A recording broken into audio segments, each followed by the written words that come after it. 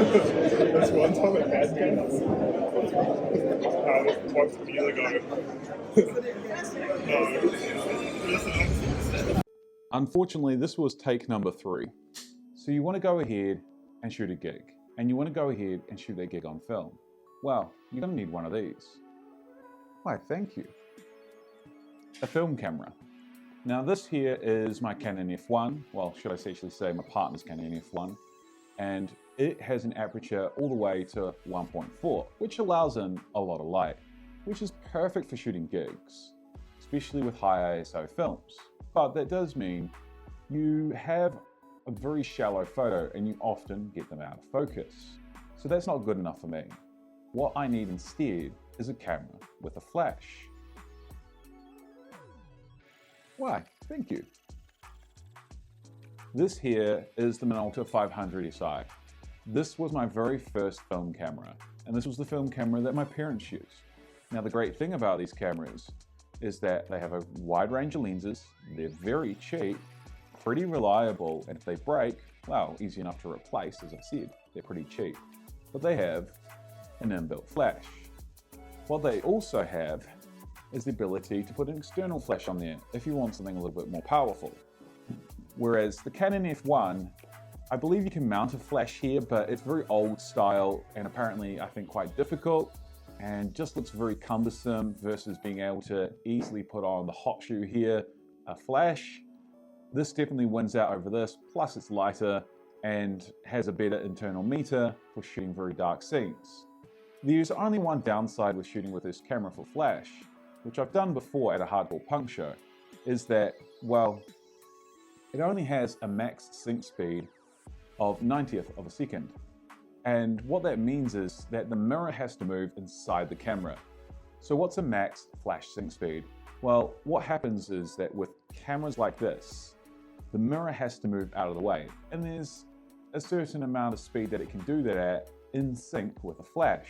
Hence why they said 90th of a second is the max that it can do. The problem with that is that if you want to shoot a gig, the minimum shutter speed should be 125 if you want your subjects to be still enough, but you might want to shoot even faster than that, in particular at really energetic metal shows. So what you need is something a little bit different. Instead, you're going to need a camera like this. Why, thank you. So this here is the Mamiya C220. Now, it's a bit more old school than this, and even way more old school than this. This here is a TLR. It has two lenses. One is your seeing lens and one is your shooting lens. But what's really cool about this camera is it has a leaf shutter. And the cool thing about leaf shutters is that is what's stopping the light from coming in and also what allows the light to get through. And with leaf shutters, they're a lot more smoothly running when it comes to using them with a flash. And you can use them at any shutter speed and it will fire in sync. So what are you going to need with an older style camera like this that doesn't have its own flash and you want to go ahead and use this leaf shutter? Well, first of all, you're going to need an external flash like this. Thank you. Now, you could go ahead and try and mount this on here, but you might need instead something like an L bracket. Why, thank you. Now, this isn't the L bracket from this camera, but there's a reason why I decided to use this. One is no one usually shoots flashes sideways, and I don't know what happens when you do that. I suspect not much, but there might be a reason. The other reason why I went ahead with this L bracket setup, apart from having the flash up top, was so that I could easily control my firing and be very balanced when shooting. But I haven't solved my entire issue just yet. How do I get this flash to go ahead and work with this leaf shutter? Well, I'm going to need a PC sync cable. Why, thank you. So first of all, what we're going to need to do is connect up the flash and then the lens.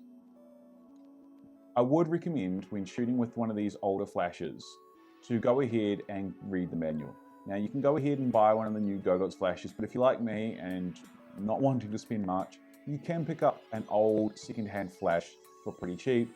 And the PC sync cable cost me about, I think, $10 New Zealand, so not that much. So there's a reason why I wanted to use a flash. I wanted to shoot slide film this year. Why, thank you. Now this is a roller Provia, but I think with the gig I used Velvia, but it's still slide film, so pointers. Slide film for me is probably the truest form of photography. You either get it right or you get it wrong. There is no middle ground. With color negative and black and white film, you can go ahead and save them depending on the film stock. And when it comes to digital, well, we all know you can edit quite a bit with digital these days, in particular with modern mirrorless cameras. However, with slide film, you either get it right or you get it wrong. And I like that form of the challenge. But what I really love is being able to capture that moment in time truly. With digital photos, it's never a true representation. It's not only a bunch of digits inside a computer, it's also a copy. When you drag and drop your file, when you go ahead and put your raw file in the computer, that's a copy. Everything about it is a copy of a copy of a copy. It's a copy of a memory. Whilst it's not necessarily bad, and both color negative and black and white negative is exactly the same because you're getting a idea of what it was, but you're never getting the true thing.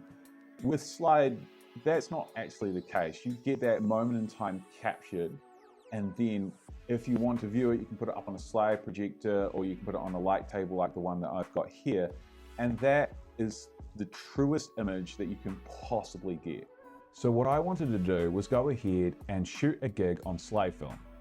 And the reason was, I fell in love with holding moments in time on slide film.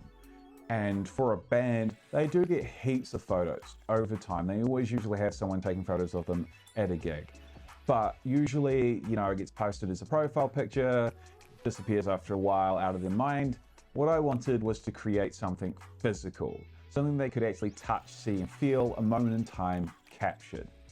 And that's why slide film is fantastic, and also one of the reasons why I chose this bigger medium format camera. Bigger medium format cameras generally have higher resolution, but they're much harder to shoot with, hence why I got the flash as well, because by having the flash, I was able to fill the room with light, and then even though I'm shooting with a more cumbersome camera, I should be able to get better photos that are filled with light. All the lights come in, the flash has returned the light back through the lens, and I'm able to get well exposed slide photos. But shooting with a flash isn't so straightforward. One of the things you have to take into account is your distance from your subject, from your flash, and what ISO you're using. On the back of many flashes, they have a rating system, and that rating system will go ahead and tell you what your aperture needs to be based on your ISO. Your shutter speed doesn't matter because it's going to be open long enough for the light to come through no matter what shutter speed it's shooting at. However, as I just said, your aperture is what's going to matter, the amount of light kind of getting through there. At least that's what I was basically told. So what I did is a few days before, I went ahead and tested some 100 ISO black and white and some 100 ISO color film. And as you can see, these 100 ISO photos came out. So this 100 ISO film should come out. Well, there was just this one thing. What I was having at the time was a bit of an issue where this flash was not firing in sync with this camera, or it just wouldn't activate at all, and I couldn't figure out why, until one of the guys at the lab mentioned that it might be short-circuiting. And well, I got shocked a few times, so that was a pretty strong indicator that there was something going wrong with the charge. And then it kind of came to me. What I needed was an intermediary between this metal plate here and this flash so that it would fire. And that's where this comes in handy. Why, thank you. I bought this to shoot for my videos. Basically, it's just a cold shoe bracket splitter. It allows you to put 3 things on your cold shoe mount. So great if you're recording video footage. But what it's also great for is being an intermediary here. So this is how I had my camera set up. So just FYI, if you do have issues where your flash won't fire and then it does fire sometimes, maybe you're having a short circuiting issue, and something like this will just make all the difference, and it's really cheap, and you can probably find one at a camera store like I did, and it was, I think, bugger all price. So now that I had this all set up and the film was in here, I went to the gig. I did find shooting the gig quite hard. One of the reasons was that trying to record at the same time and shoot the gig was incredibly difficult. So basically I thought after a while that I would just go ahead and not bother with focusing too much on the footage. Usually I'm pretty good at recording footage at a gig, but that just wasn't going to be the case this time. The thing that I focused on most was trying to measure the distance between myself and the subjects. And that was quite hard because this was a venue that I'd never been to before. And it had quite a raised stage versus some of the more other low-key venues. So what this meant was that I was trying to not only guess the distance between myself, but also to take into account the elevation, because that would also increase the length. And this is where it became quite difficult to go ahead and shoot accurately. The lighting wasn't the best at this venue. It was actually quite dark compared to some of the other venues based in Wellington. So I actually found it very difficult to focus correctly with the viewing screen. So some of these shots were kind of almost more shot like they were shot from the hip, like a street photographer. That may not have worked out in my benefit. So after all of that, this is what I got. Why, thank you. Now, just to keep in mind, this is my very first attempt at doing this. I decided to make this video because, well, I just think it's a really cool idea and I think others could try it out. The issue is going to be your execution. This here is the very first photo. As you can see here, the flash has got the front here, but you can see the drummer is just too dark. And then for whatever reason, my second photo comes in just like almost like the flash never fired. And then here is what is quite interesting. I definitely exposed this correctly. As you can see, there is flash filling the subject. One thing to keep in mind with shooting a gig on flash is that the bands, in particular metal bands, wear really dark clothing, and that black clothing is going to absorb the light and not really reflect it back well. So I would say that if you're going to head to shoot a band on slide film and try this for yourself, maybe choose the right band. If a band is too dark, it's not going to work for you. And here is a photo of the vocalist right here. As you can see, again, the same issue where there's just everything dark being lost. This is probably the biggest lesson that I've got from this. It's just the fact that slide film has way less latitude. Whilst you can see that I've technically exposed correctly, his skin is exposed well, everything else just falls away. And I think whilst this camera is correct for shooting with a flash, it might not necessarily be the best camera lens setup when it comes to really controlling your subject and getting the most out of your composition, in particular when shooting with a film like this. Now we get two more basically blank slides before coming along to the shot here, which is a lot better in focus. You can see the drummer a bit better here, and the scan came out not too bad. And then there is whatever the hell this is. I think it was a 1 minute, no, I think this is a 1 second exposure, which again, you can see by the photo how that kind of came out. And then you can see a couple other longer exposures, but for whatever reason, maybe the flash didn't fire in sync or some other kind of reason, we basically get very underexposed photos. If I was to go do this again, I would probably shoot more than one slide roll. Shooting just one slide roll and trying to get 12 photos out of the gig is next to impossible to get any kind of a hit rate on.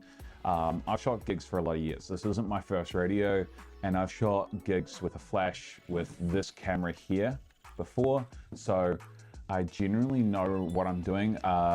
This is just extremely risky to do, so it's not exactly a success, it is a failure in many regards. I basically only got one photo out of this that I even kind of like. The idea works. I think next time what I possibly would do is probably to skip with using the flash in a medium format camera, or at least this medium format camera, and instead using this here. Even though the max sync speed is going to be 90, shooting with a flash basically keeps everything still enough anyway. I think that shooting with 36 frames is probably going to give me more results that I can actually choose from. At the end of the day, I only need probably a handful just above of good photos to be happy with shooting out of a gig. One of the things that a lot of gig photographers focus too much on, especially in their early days, is providing heaps and heaps and heaps of photos for the band to choose from. These days, I don't do that. I give the artist 1 or 2 photos, because that's all they need. Either the photo hits or it doesn't. And if a photo actually hits, they're going to keep it around. If you've got 57 out of 10 photos, that goes up on a little album post, but doesn't really do much. Whereas a really strong photo that's striking, that's going to sit in someone's memory. So that's what I focus on these days when shooting gigs, both digital and film, but in particular with film, is trying to get that striking photo. So shooting with a little less isn't necessarily the problem, for it might be in this case, but shooting with a 36 exposure roll and shooting it on a camera like this is probably going to be my better option, just simply because it's lighter, more convenient, and I can actually see a lot better. Now, I did also shoot with this camera at the gig. I shot it with some 1000 ISO Agfa slide film. They used to make much higher ISO slide films back in the day, but no one makes them these days, and usually when you buy them, they're cooked, as you can see by these photos right here.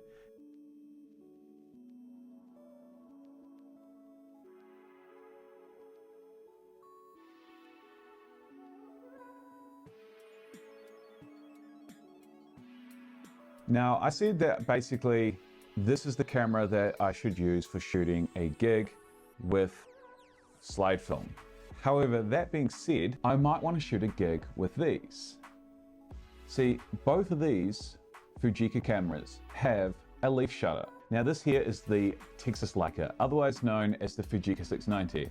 The really cool thing about this camera is that it has a rangefinder in it, and a very bright and easy to view one. Now, for those who don't know what a rangefinder is, essentially it's a system that you can use to go ahead and focus your photos.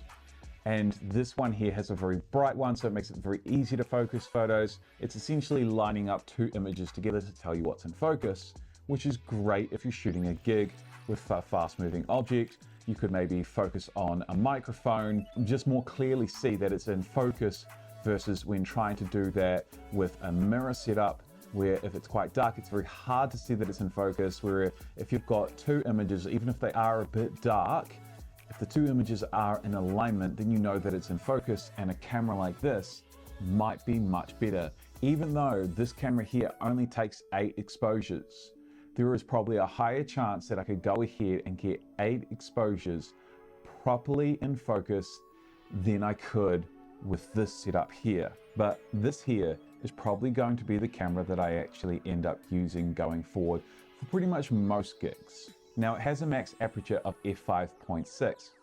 That's usually a problem for shooting gigs, but when you're using flash, often you're shooting with much deeper apertures and getting a lot more in focus, so that's just fine.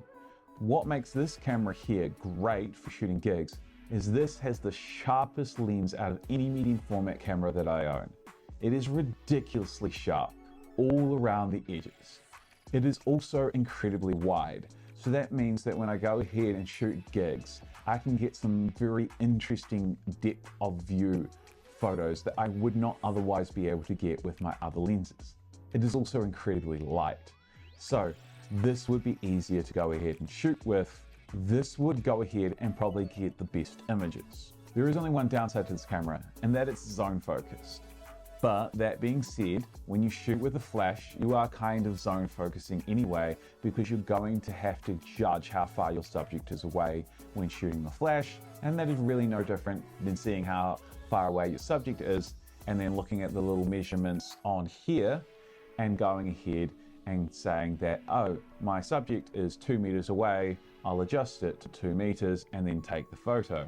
So if I've learned anything from shooting this project, is that there is more than one way to do something, in particular after you've already done it. And if you'd gone ahead and researched your cameras beforehand, you would have probably come up with a better and easier solution. But I do feel vindicated with my attempt. Whilst these photos here did not come out exactly right, you can see that the idea has merit, and you can see that it is achievable. So I want to have another go at this again, and if you want to go ahead and have a go at this, I highly recommend it. Just take my little bits of advice that I've figured out after the fact and improve upon my initial attempt. I know that back in the day, there were people shooting gigs on slide film. There would have had to have been. There's a photo from my old music classroom and my old high school that inspired me, and For all I know, that was taken on slide film. There was heaps of film photos taken back in the day. Whilst digital has it a lot easier shooting gigs, we should try as film photographers to go ahead and do things a little bit differently and show why and how film can be quite different from the digital experience. And that when I eventually master shooting gigs with slide, one of the things that I'm looking forward to doing is cutting up each of my slides and then sending them to the band so they actually have those moments to hold. That is an experience that other forms of photography cannot do. As always, it's been real, guys. Until next time.